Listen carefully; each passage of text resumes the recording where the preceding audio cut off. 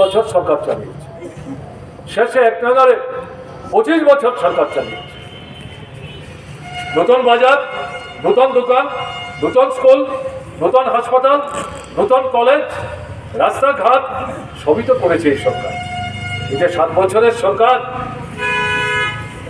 এরা উন্নয়নমূলক কোনো কাজ করেছে দৃষ্টান্ত স্থাপন করার মতো তারা দেখাতে পারবে, আমরা সেগুলিতে যাচ্ছি না।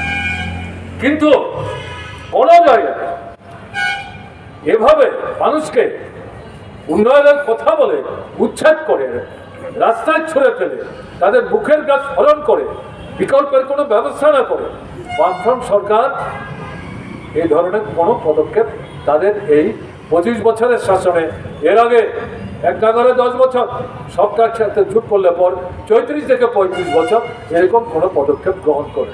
এই জায়গাটা হচ্ছে বামফ্রন্ট সরকারের সঙ্গে বিজেপি সরকারের মৌলিক চরিত্রগত পার্থক্য। এই কারণেই বলছে এরা অমানুষ।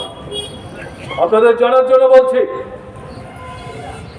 যাদেরকে সরিয়ে কোনো জায়গায় উন্নয়নমূলক কাজ করতে হবে, বিকল্পের ব্যবস্থা না করা পর্যন্ত সেখান থেকে তাদেরকে বামফ্রন্ট সরকার সরায় দিন।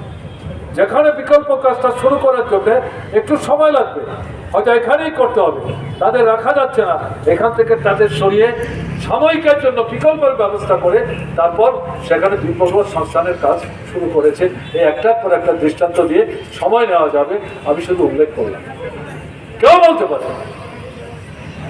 এই জায়গায় এই যে আপনার লেকচৌড়ি বাজার, এটা নিয়েও বামফ্রন্ট সরকারের সময় চিন্তা ছিল।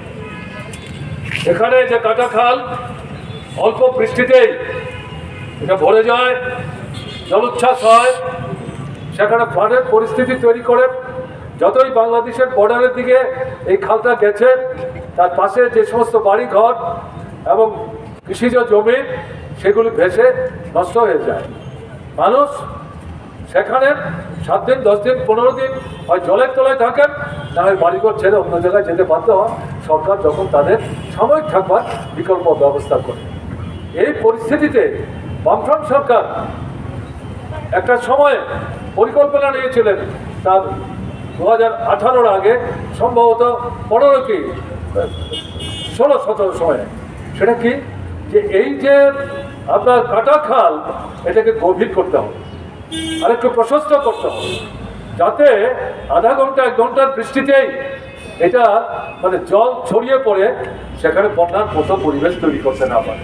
কাজে এটাকে ছড়াতে হবে, আরো গভীর করতে হবে, যাতে বেশি জল এই খালটা ধারণ করতে পারে। এবং যেতে যেতে বাংলাদেশের বর্ডারের কাছে আমরা গেছি, এবং সেখানে গিয়ে বাংলাদেশের ভেতরে এই খাল দিয়ে জল যাওয়ার ক্ষেত্রে কিছু বাধা সৃষ্টি হয়ে এরকম 3-4টা জায়গা আমরা আইডেন্টিফাই করি।